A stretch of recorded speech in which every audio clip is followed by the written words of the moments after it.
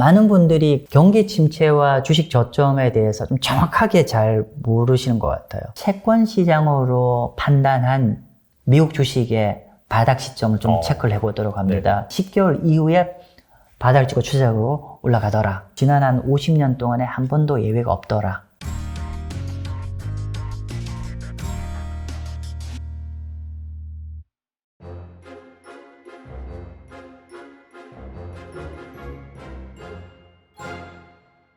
그리고 이제 한국 시장 좀 여쭤보고 싶은데, 한국 같은 경우에는 전이 이제 금통위가 있었죠. 네. 그래서 뭐 3%, 0.5% 빅스텝을 하고 나서 그리고 나서 기사가 나온 게 보니까 대부분의 금통위원들이 한 3.5% 정도가 최고점으로 지금 뭐 컨센서스를 형성하고 있다 이렇게 나왔어요. 네. 근데 오늘 아침에 또 기사를 보니까 JP모건이 아니다 3.75까지 올릴 것이다 한국도 그런 얘기가 나오고 있는데, 사실 한국 같은 경우에는 미국이랑 좀 상황이 다른 게 인플레이션도 그렇게 높지가 않고, 두 번째로는 가계부채 문제가 진짜 심각하잖아요. 그쵸. 그래서 제 생각에는 그렇게 많이 못 올릴 것 같은데 대표님은 어떻게 생각하세요? 동의합니다. 그러니까 본질적으로 네. 지금 사실은 정책 당국이나 정치인들이 전 정치인은 별로 관심이 없는데 네. 보통 말씀 안 드리는데, 근데 이 의사결정은 상당 부분 행정부가 하는 거잖아요. 물론 중앙은 독립돼 있지만은 네. 그렇게 봤을 때 그러면 뭐가 어떤 의사결정과 유용한 영향을 보면은 결국은 국민일 것이고 그렇죠. 국민인데 문제는 그걸 좀 달리 얘기하면 개인들이잖아요. 근데 미국 같은 경우만 하더라도 사실 리만 사태 때가 개인들의 부채 비율이 너무 높아서 그런 엄청난 고통을 겪었고, 그러면서 미국의 좋은 레슨은 뭐냐면은 그 서프라임 모기지들을 끝난 다음부터는 지난 10여 년간의 미국의 개인들의 대출은 엄청나게 딜레버리징 대출을 계속 줄여왔어요. 그래서 지금 사실은 미국은 브레이크를 잡아도 별로 충격파가 없어요. 그래서 미국은 얼마든지 브레이크를 확 잡아 떨어뜨려서 또 원하면 딱 바로 풀면은 바로 탁 튀어 올라가는 구조인데, 문제는 한국은 미국의 반대의 길을 가왔죠. 뭐냐면은 지금 한국 같은 경우는 지난 10년 동안에 가계대출이 너무너무 늘어왔죠. 그러다 보니까 사실은 여기서 정책금리가 예상보다 목을 아까 말씀하신 대로 더 잡아버리면 사실은 표현이 과합니다만은 디폴트가 나잖아요. 여러 가지 문제가 발생하는 거고. 그래서 그런 여러 가지 미국과 여건이 다르고, 또 우리나라가 미국 같은 경우만 하더라도 미국은 사실은 석유 순수출 국가다, 에너지 순수출 국가다 보니까 사실은 여러 가지로 얼마든지 재량적으로 줄였다 늘렸다 가능한데, 한국 같은 데는 아까 말씀드린 대로 글로벌 경제를 지대하게 영향을 받을 수밖에 없는 국면이고, 그러다 보니까 사실은 한국은 미국 대비 한번 꺾이면 더 많은 충격파가 갈 여지가 높기 때문에, 굳이 제가 표현을 하자면, 그러니까 딜레마죠. 따라는 가야 되는데, 현실 여건 제한이니까 그냥 미국 가는 거 한 반절 정도 따라간다고 보면 직관점이 맞을 것 같고, 그래서 3.5든 3.75든 그렇게 중요한 게 아니라 결국은 한 3%대 한 중반 정도에 끝내겠구나라는 가늠이고, 그러면은 3% 중반 정도라고 하면은 사실은 이제 이것도 사실 미국의 FRB 금리랑 거의 같이 연동이 되어 있죠. 그리고 이제 3% 만약에 중반이라고 했을 때 사실 이론적으로 국채 시장 금리는 좀 계산을 할 수가 있어요. 적정 금리를. 네네. 뭐냐면은 비록 오늘 현재 정책 금리가 3.0이지 50bp 올려서 항상 시장은 선제적으로 반영되기 때문에 최종 금리가 얼마야? 3.5 찍었네? 그럼 우리가 끝을 보여줬잖아, 어쨌건 간에. 네. 끝을 보여주면 시장은 이 최종 금리를 선제적으로 반영하는 쪽으로 움직이는 거잖아요. 그러면 3.5와 비교했을 때 국채 시장 금리는 어느 정도에 위치하는 게 타당한지를 갖고 시장이 싸우는 거죠. 그래서 아이러니컬하게도 어저께 50bp 올렸을 때 오히려 국채금리는 조금 내렸죠. 맞아요. 좀 내렸어요. 반면 전에는 국채금리가 쫙 올라왔어요. 그래서 근데 사실 3.5라는 게 어느 정도 우리가 시장의 전문가들이, 사실 국채금리를 결정하는 건 기관 투자가들이 결정하는 거죠. 그래서 어느 정도 이미 컨센서스가 있었는데 그 컨센서스를 확인해 주다 보니까 요 정도 레벨에서 안정화됐는데, 통상적으로 우리가 금리를 예상할 때, 그러니까 국채금리 10년물 금리를 한번 마치 주식의 적정 가격 계산하는 것처럼 계산해 보십시오 라고 하면 이렇게 얘기하죠. 우리가 정책금리의 최종 금리에다가 플러스 기간 프리미엄을 얻는 거죠. 기간 프리미엄을 얻는데, 물론 기간 프리미엄이 그때그때 달라지면 일반적으로는 정책금리 대비해서 0.5 내지 한 1% 정도 올려서 계산해보면 로퍼가 계산이 되는데, 그러면은 4%, 4에서 한 4.5% 레인지, 즉, 현재 레벨이 어느 정도, 내년 초까지 3.5 올라가는 거 정도에 어느 정도 프라이스가 가격이 반영이 돼 있다고 보시면 될 것 같고요. 예, 그렇게 보면, 근데 향후에 로직은 어떻게 되냐면은, 근데 이제 플러스 가상금리, 그러니까 플러스 기간 프리미엄인데, 이건 경제가 만약에 나빠지는 시기에 나오면은 정책금리 대비해서 이 가상금리 줄어들고 또 상황에 따라서 역전도 되죠. 이 말은 시장금리가 내려간다는 얘기죠. 네네. 그래서 아무튼 그렇게 되는 건데, 어쨌건 간에 현재 시점에서 계산할 수 있는 어느 정도고, 저희가 판단하기에는 이 정도는 3.5, 최종금리 3.5에 대한 현재 시장 가격 정도가 현재 형성되어 있다. 적정하다. 그렇게 봅니다. 10년 만기 그 국채금리 기준으로 그렇죠. 말씀하시면. 예, 보통의 채권의 시장금리는 통상적으로 10년짜리가 시장금리라고 판단하십니다. 예. 알겠습니다. 근데 이제 사실 이거는 뭐 질문 없는 내용인데 제가 좀 궁금해서, 요즘 워낙 무서운 얘기들이 많이 돌아다니니까 이렇게 막 결과적으로 연준은 뭐 4.5에서 4.6, 4.7까지 올리고 우리나라는 3.5에서 픽스가 되면은 뭐 여기서 추가적으로 외화 반출이라든지 여기에 따른 환율이 뭐 1,500원을 뚫어서 그 이상 간다든지 뭐 그런 식으로 생기면은 사실 약간 좀 우리나라 입장에서도 뭐 외환 보유고가 줄어들 수도 있고, 그러면서 막 외환위기 또 얘기가 나올 수도 있고, 그래서 이거는 좀 심한 경착륙이잖아요. 어떻게 보면 일반적인 경기 침체라고 볼 수는 없고, 이럴 가능성은 또 어떻게 보시나요? 물론 가능성 있겠죠. 모든 가능성이 열려 있는 거고, 그냥 좀 객관적 시선을 바라보면은 우리나라 환율이 지금 이제 얼추 1,400원 넘었고 1,500원 향해 가고 있는데, 근데 너무 많이 두려워하는 것 같아요. 그게 무슨 말이냐면은 일단 첫 번째, 우리가 외환회의 갈 때는 우리만, 달러 대비 다른 나라는 조용한데 우리만 이렇게 엄청나게 약세로 갔을 때의 상황이고. 신흥국 중심으로 그땐 그랬었죠. 그렇죠. 네. 아주 제한적인 몇 국가들이 그런 거고. 지금은 우리가 좀 눈을 좀 넓혀보면은 전 세계 모든 통화가 달러 대비 약세입니다. 아주 소수를 제외하고. 그래서 전체 그림이 미국 제외한 달러 통화 국가들의 약세, 그 추세 안에 우리가 들어있다. 예를 들어 먼저 보면 될 거. 물론 저희가 조금은 과한 면이 있습니다만은 그렇게 일단 전체가 그렇게 가는 방향일 거고. 그리고 두 번째로는 우리가 뭐 굳이 얘기할 것도 없지만 우리가 여러 가지 외환 보유고나 이런 것들이 과거 비교도 안 될 만큼 이제 많이 쌓여 있는데, 이건 제가 말씀 안 드릴게요. 어떤 얘기를 말씀드리고 싶냐면은 지금 1,400원이라고 얘기하는 거는 달러와 대비 원화의 환율이잖아요. 그렇죠.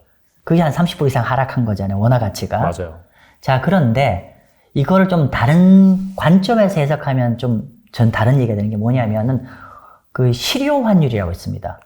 실효 환율은 뭐냐면 지금 방금 말한 대로 우리가 사실 미국하고만 먹고 사는 게 아니잖아요. 그렇죠. 근데 우리는 그 환율을 갖고 모든 거를 측정하려고 굉장히 위험해졌네 이렇게 얘기하는데, 그래서 실제로 실효 환율은 뭐냐면은, 예를 들면 제가 오늘 정확한 데이터 없지만 예를 들면 우리 중국하고도 거래 한 30% 하고 미국, 유럽 이렇게 쭉 우리나라 무역 거래 비중들이 있을 거잖아요. 네네. 그러면은 그 무역 거래 비중을 가중 평균해서 그 나라 통화와 그 환율을 계산한 게 실효 환율입니다.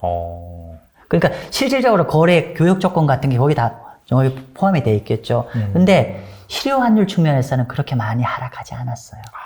그래서 그런 측면을 본다고 하면은 너무 두려워할 필요는 없지 않나 싶고, 물론 이제 상황에 따라서 저희가 예상하지 못한 어떤 보이지 않는 리스크가 터지거나 또는 뭐 아까 말한 대로 그런 이벤트 터지면 그럴 개연성도 있지만은 그냥 객관적으로 봐서는 과거의 모양과는 좀 다른 측면이 있다. 실효 환율 측면으로 보면 그렇게 과하지도 않고, 또 이번에 달러 대비 원화 약세라는 게 우리만의 문제가 아니라 전 세계 달러를 제외한 모든 나라 진영에 비슷한 동일한 현상이기 때문에 너무 두려워할 필요도 없다라고 저는 판단합니다. 알겠습니다. 아직까지는 뭐 여러 가지 지표, 객관적으로 봤을 때는 그런 상황은 아니다. 네. 그렇게 너무 뭐 두려움을 가질 필요는 없다. 포모에 휩쓸릴 필요는 없다. 그런 말씀이신 것 같고, 자, 그렇다면은 결과적으로는 이 경기 침체, 하드랜딩 가능성을 점점 추세적으로 염두를 해야 되는 상황이기 때문에 주시장 같은 경우에도 별로 이제 안 좋을 것이다라고 이제 뷰를 보셨고, 또 JP 모건 예측대로 또 이런 PER 밸류에이션, S&P 500 대입하면 여기서 10%에서 15% 정도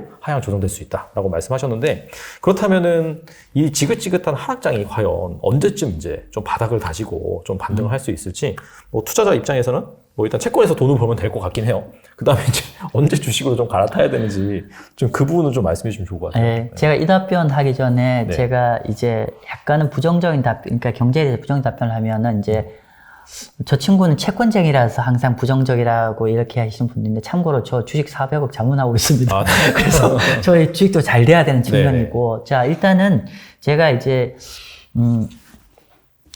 보시는 분 사회자님이 말씀하신 것 중에 약간 제가 정정해야 될 게 부정적으로 본다기보다는 지금 당장 반등하기가 어렵다 그렇게 좀 보는 게 좀 더 맞을 것 같고요. 네. 자 그러면 어쨌건 간에 약간은 어떤 좀 힘든 국면이 좀 더 지속될 거라고 하는 게 제 뷰인데 그러면 언제부터 추세적으로 주식이 이제 본격적으로 올라갈까라는 건데 이거는 이제 뭐 워낙에 많은 전문가들이 좋은 말씀을 해주셨기 때문에 오늘은 제가 채권 시장으로 판단한 미국 주식의 바닥 시점을 좀 체크를 해보도록 합니다. 네. 그래서 제가 자료를 준비를 했는데 자료 보시면 될 것 같은데 크게 한 3가지로 얘기합니다. 첫 번째는 지난 1970년 이후에 S&P가 추세적으로 바닥 찍고 회복했던 국면이 7차례 있는데 그 7차례인데 그 7차례 모두 다 100% 연준의 금리 인하 이후에 추세적인 반등이 이루어졌습니다. 그러니까 우리가 실제로 주식 베이스로 하시는 많은 분들이 몇 달 전마다 패드 피벗 맞아요. 그러니까 조기에 금리 인상을 종료한 이런 기대감 때문에 다시 시장이 테크 중심으로 날아가고 했었는데 결국은 패드 피벗은 아니라는 게 나왔는데 근데 우리가 채권 시장을 보면은 그게 좀 과한 기대였다는 게 너무나 간명합니다. 지금 여기 자료에 의하면은 제가 여기 FRB 금리를 1970년부터 FRB 금리를 찍어놨고 여기 빨간색 점선들이 아래로 있는데 이게 S&P 500의 저점입니다. 근데 이 공이 이 모든 자료들의 어떤 그 저점을 찍는 게 연준 금리 인하 이후에 저점을 찍고 추세로 올라왔었습니다. 네네. 그리고 물론 이제 그럼 정확하게 연준 금리 인하 이후 언제쯤에 정확하게 올라갔냐는데 정답은 없고요. 어떨 때 연준 금리 인하 이후에 한 달 뒤에 바로 본격적으로 리바운드해서 올라간 경우도 있고 하지만은 평균적으로 첫 번째 금리 인하 이후에 평균적으로 말씀드린 한 10개월 이후에 바닥을 찍고 추세적으로 올라가더라. 근데 이게 과거 지난 한 50년 동안에 한 번도 예외가 없더라. 물론 이제 이 전제는 경기 침체가 수반됐을 때를 얘기하는 겁니다. 네. 그런 거고 그래서 첫 번째 금리 인하가 이루어져야 될 것 같고 두 번째는 미국의 2년 만기 국채 금리가 있어요. 2년 만기 국채 금리는 어떤 패턴이냐면은 2년 만기 국채 금리는 미국의 정책 금리에 아주 민감하게 연동돼서 움직입니다. 그리고 2년 만기 또 하나의 특징은 그럼에도 불구하고 얘가 시장 금리니까 시장의 참여자들이 결정하는 거죠. 네. 그런데 과거 지난 50년 동안의 주식의 저점은 이 2년 만기 국채 시장 금리가 추세적으로 꺾인 이후에 즉 고점 지난 6개월 전 고점 대비해서 50bp 이하로 하락한 이후에 주식의 바닥을 찍고 추세로 올라가더라. 그래서 지금 여기 보시는 자료가 다 그렇습니다. 실제로 제가 2년 국채 금리를 다 그려놨는데 보시면 다 꼭지점 아래에서 주식이 바닥에 찍혔습니다. 실제로. 그래서 실제로 이제 추세적으로 이제 단기 금리가 이제 꺾여 내려온 시점이 추세로 올라간다. 이렇게 보시면 될 것 같고요. 과거에 한 70년 한 번도 예외가 한 50년 예외가 없었고요. 세 번째가 제일 중요한 겁니다. 어떻게 보면 앞에 1번과 2번을 함축적으로 얘기하는 것 같은데, 주식이 바닥을 찍고 추세로 올라간 상황에서는 장단금 역전 현상이 있죠. 우리가 10년 마이너스 2년 국채 금리인데, 이게 과거에 보면 우리가 이제 여기까지는 많이 있어요. 10년 마이너스 2년이 장단금 역전이 되면은 과거의 통계를 보면 일반적으로 80~90% 확률로 1년 내 1년 뒤에 미국 경제가 침체가 들어갔더라. 여기까지 우리 많은 분들이 알고 있어요. 네네. 그럼 주식은 언제 저점이었을까? 한번 보셨는지 모르겠는데 주식의 저점은 언제냐면은 장단금 역전 현상이 완전히 해소된 이후에 주식이 저점을 찍고 본격적으로 올랐습니다. 장기물이 단기물보다 이제 금리가 더 높아지는 그런 추세 정상적으로 이렇게 돌아선 거죠. 그렇게 되는 거고 그러면은 이게 어떤 함이냐면은 보시면은 예를 들면 2년 국채 금리는 정책금 FRB 금리 연동이 굉장히 민감하게 되는 거고 장기 금리는 미국의 경제 펀더멘탈에 연동이 돼 있는 거죠. 그렇죠. 근데 일단은 이게 우상향으로 간다는 건 단기금리가 내려가는 거지 않습니까? 단기금리가 내려간다는 함의는 연준의 정책금리 스탠스가 완전히 바뀌었다는 의미가 될 것이고요. 네네. 즉 우리 경기 부양 쪽 스탠스로 바뀌었다는 거고, 장기금리가 좀 올라간다는 거는 그만큼 상대적으로 미국의 펀더멘탈의 어떤 개선 신호가 선제적으로 보인다는 느낌이 있기 때문에 장기금리가 올라가거든요. 그러면은 결국 우상향이 되어야 주식이 추세로 올라간다는 의미는 이렇게 정리가 되겠죠.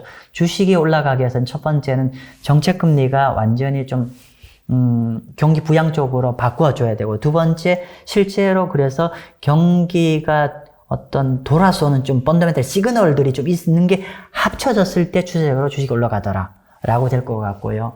그리고 제가 오늘 자료가 제 자료 마지막 자료는 어떤 거냐면은 네네. 미국이 이제 경기 침체 가능성이 계속 좀 높아지고 있는데 많은 분들이 경기 침체와 주식 저점에 대해서 좀 정확하게 잘 모르시는 것 같아요. 근데 경기 침체, 제가 오늘 자료를 좀 다시 또 보강해서 보여드릴 텐데, 과거에 지난 한 50년간 보면은 주식의 저점은 경기 침체 한가운데서 저점이었습니다. 그러니까 경기 침체 전에 만약에 어떤 분이 경기 침체가 앞으로 있다고 하면 그 전에 찍고 올라가는 게 아니라 주식의 바닥은 반드시 이 경기 침체 안에서 바닥을 찍고 올라가고, 단지 이 경기 침체 종료 전에 주식이 올라가죠.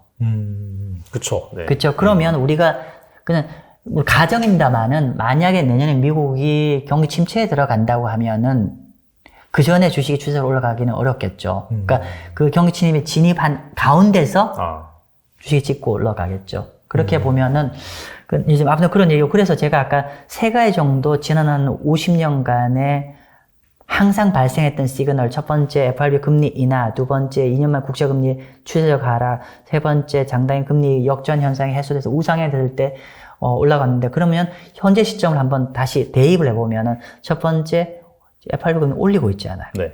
두 번째 2년만 국채금리도 여전히 올라가고 있어요. 인하돼야 되는데. 그렇죠. 세 번째가 제일 심각한 얘기인데, 세 번째는 지금 우상향이 아니라 어떻게 요번에 FRB 금리가 좀 약간 생각보다 더 세게 나오면서 장단기 역전폭이 더 심화가 되고 있어요. 그죠? 통상적으로 우리가 경기 침체를 계산하는 확률을, 그러니까 보통의 글로벌 투자은행들이 경기 침체를 계산할 때 가장 많이 활용하는 게 장단기 금리 차를 갖고 하는데, 그 장단기 금리 차를 갖고 하는데 어떻게 하냐면은 이 장단기 금리 역전된 폭이 깊을수록, 그리고 이 역전된 상황에서 오래 수면 아래 오래 있을수록 리세션, 경기 침체 확률은 높게 나오거든요. 지금 불행히도 약간 그런 방향으로 가고 있는 상황입니다. 그래서 지금 당장의 어떤 추세적 반전을 기대하기에는 과거의 채권 시장의 어떤 그림으로 봐서는 현재, 물론 과거가 100% 미래도 맞는 건 아니지만 적어도 과거 데이터를 찾아보면 지금 당장의 추세적인 반등을 기대하기에는 좀 이르지 않나 싶습니다. 근데 그렇다면 일단 연준에서 전도표상으로 봤을 때, 물론 이게 달라질 수도 있겠지만 2023년까지는 그 4.7% 중립금리 유지를 하고, 그 다음에 전도표상으로 봤을 때 2024년부터 내린다고 했단 말이에요. 근데 사실 그 경기 침체가 하드랜딩으로 빨리 온다고 한다면 사실 그 금리를 인하하는 시점이 좀 더 빨라질 수 있지 않을까요? 네. 동의합니다. 동의합니다. 그래서 네네. 점도표상은 보면은 네. 일단은 이제 그러니까 그 점도표라는 게 올라가는 꼭지 정도만 봐야 되고, 그 이후는 사실은 데이터 디펜던트잖아요. 그렇죠. 실제 발표나는 거에 따라서 얼마든지 맵이 바뀌는 거라서, 네네. 뭐 제 개인적 견해입니다만은 저는 내년 한 3, 4분기 내지 빠르면 3, 4분기 내지 4, 4분기 정도에는 금리 인하로 돌아갈 시작이 될 여지가 있다. 그러니까 그렇죠? 내년 후반으로 가면 갈수록 금리 인하 여지가 있다고 저는 판단합니다. 그러면은 사실 그 방금 말씀하신 거와 대입을 해보면은 금리 인하 첫 번째 한다고 반등하는 건 아니잖아요. 충분히 내려왔을 때잖아요. 그쵸. 그럼 내년까지는 사실 안 좋고, 아무리 빨라도 뭐 한 내년 말이나 아니면은 내후년 초 정도가 돼야지 좀 바닥이 나올 수 있다. 근데 뭐 이렇게 얘기할 수 있죠. 이게 워낙에 과거와 달리 정보가 워낙에 빨리 돌아가고 여러 가지 있어서 그냥 조금은 그냥 이제 너무 뒤로기보다는 저는 이제 그냥 이렇게 얘기하죠. 그냥 지금으로부터 지금 한 10월달, 9월달 보면 내년 한 3, 4분기 정도까지는 보수적으로 좀 보시고, 그 다음부터는 좀 우리가 조금은 더 빨리 움직일 여지도 있지 않을까라는 식으로도 싶습니다, 사실은. 왜냐하면 네. 어떤 경우는 FRB 금리 한 번 올리고 바로 추세로 올라간 적도 있으니까. 한 번이나 하고도 바로 올라간 적이 있으니까. 네, 맞습니다. 알겠습니다.